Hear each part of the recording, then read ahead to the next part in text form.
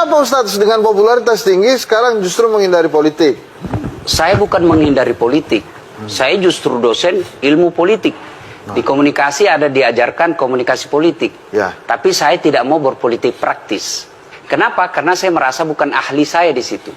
Yang banyak merusak negara kita ini, yang dia jadi anggota DPR, dia jadi pejabat bupati, wali kota, gubernur, tidak ahlinya, hanya karena banyak duitnya. Kalau dai masuk politik praktis menurut Ustadz? Boleh saja, yang penting dia ahli. Semua warga negara dijamin haknya untuk berpolitik. Kalau misalnya dia penceramah, tapi dia juga sarjana ilmu politik, sarjana pemerintahan, boleh. Tapi silakan pilih, mau jadi sarjana, mau jadi politisi atau mau jadi mubalik. Tapi saya melihat masyarakat kita, kultur Indonesia ini belum bisa menerima ulama mubalik berpolitik. Oke, Aulia silakan. Untuk 2024 nanti kan udah nggak kerasa ya sebentar lagi ya. Bagaimana menurut pendapat Pak Ustadz? Kan kita ngalamin nih di 2019 lawan jadi kawan, terkawan jadi lawan. Tahun 2024 nanti ini seperti apa Pak Ustadz kira-kira? Itulah kesalahan kita, tidak bisa menerima perbedaan pendapat. Berbeda pilihan silahkan. Yang jadi masalah ketika kita berbeda pilihan, kita mau bertengkar, mau berkelahi. Silahkan pilih tapi jangan bertengkar. Ustaz pernah di depan jemaah menyampaikan rumus mencari pemimpin. Jadi kata Ustaz bilang begini, memilih pemimpin bodoh itu adalah kesalahan. Tapi kalau mempertahankannya pun kebodohan juga. Itu Maksudnya jauh apa lebih itu? bodoh. Jauh lebih bodoh. Ya, artinya kan pemimpin itu biasa 2 periode. Ya. Oke lah, periode pertama kita salah. Kalau kita sudah tahu salah, lalu kita pilih kembali, ya kan? Tetapi kalau kita tidak senang kepada seseorang, jangan diburuk-burukkan. Cukup jangan pilih, selesai.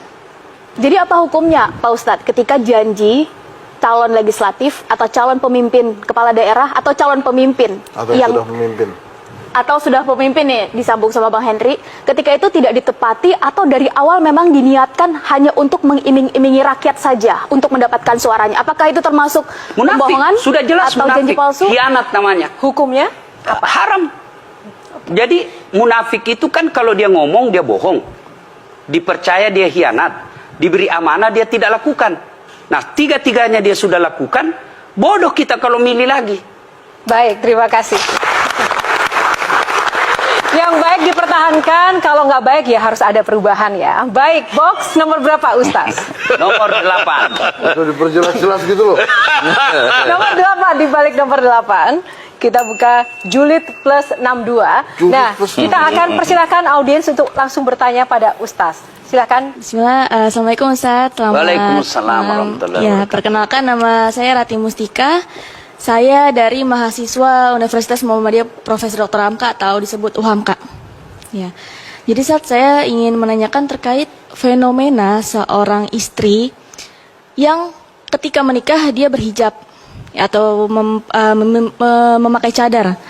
Tapi ketika dia bercerai dengan suaminya, dia melepas hijab atau cadar tersebut. Nah, kira-kira bagaimana tanggapan Ustadz dan apa hukumnya? Terima kasih. Yang pertama, cadar tidak wajib. Yang wajib itu seperti yang adek pakai. Cadar itu budaya umumnya di Timur Tengah. Kenapa?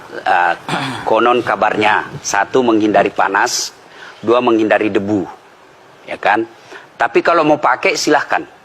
Tidak pakai tidak berarti berdosa. Nah, kemudian fenomena.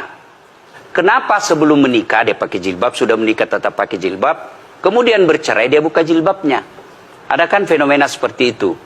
Nah, itu berarti imannya longgar. Ketika sudah menikah mungkin dia menunjukkan kepada suaminya, ya saya makin hancur gara-gara kamu. Kan ada protes seperti itu. Tapi kalau dia lakukan seperti itu, 2 ruginya. Sudah janda, dapat dosa pula dengan memamerkan auratnya. Bisa juga dia buka auratnya, mungkin dia merasa saya lebih cantik tidak pakai jilbab. Jadi adik-adik sekalian ini karena masih mahasiswa, ya, kamu pilih jodoh itu kata Nabi 1, pilihlah karena kecantikannya. Cantik ini penting, ya, karena dia berhadapan kita 24 jam. Baru pulang ideal lagi. Mau tidur, dia lagi depan kita. Mau makan, dia lagi. Jadi kalau casingnya jelek, nanti cepat ganti casing. Penting cantik, tapi tidak boleh prioritas. Ya, karena apalagi zaman sekarang, bisa dipermak itu muka kita. Yang kedua, keturunannya. Siapa anak?